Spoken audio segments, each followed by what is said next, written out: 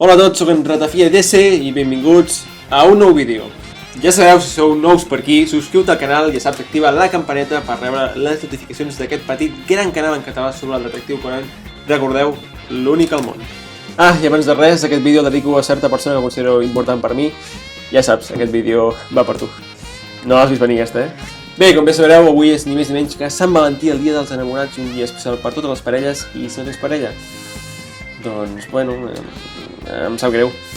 Bé, que em desvio del tema. Avui parlarem d'una de les parelles més icòniques de tot Detectiu Conan i aquella parella que probablement tenim més ganes que es declarin d'una punyetera vegada. Sí, parlo d'en Heiji i la Kazuha. Quan es declararan? Pues aquesta és la gran pregunta. Bé, durant la sèrie hem pogut veure com el vincle entre ambdós personatges cada vegada ha estat més estret. La Kazuha, per en Heiji, no ha estat mai com una millor amiga, sinó alguna cosa més, com una germana, quasi. Però hi ha alguna cosa més entre ells i és que s'agraden.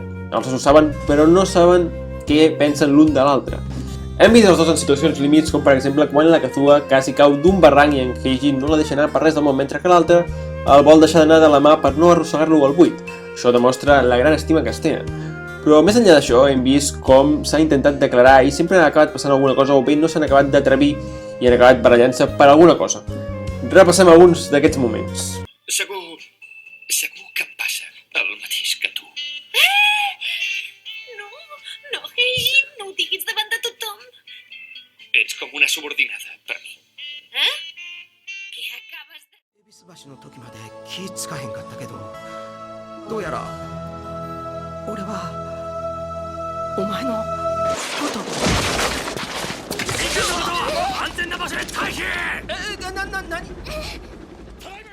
Recentment, Gosho ha introduït un nou element per acabar de complicar les coses, la Momiji Ooka, una noia rica que creu que en Heiji serà el seu futur marit per una promesa que es van fer quan eren petits i, evidentment, es converteix en la rival directa de la Kazuha per l'amor.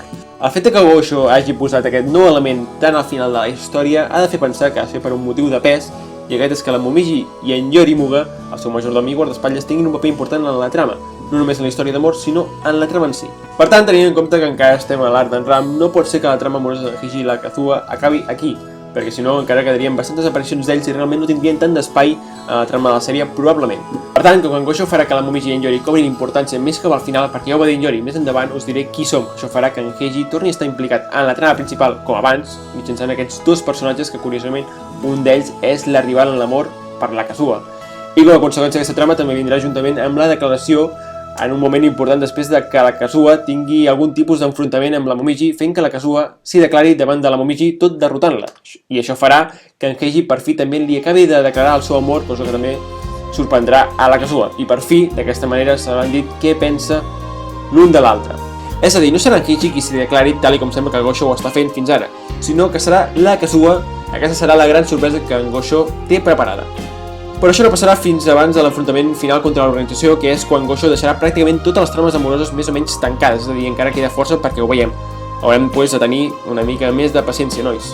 I bé, això és tot, m'agradaria que em donguéssiu la vostra opinió sobre el tema, què en penseu, serà aviat, serà aquí molt... Espero llegir els vostres comentaris sobre aquesta gran qüestió. Si us ha agradat el vídeo, doncs doneu-li un bon m'agrada i sobretot subscriu-vos al canal i activeu la campaneta per rebre les notificacions. Sense més a dir, espero que passeu un bon dia de Sant Valentí, salut i ratafia per tothom. Fins aviat!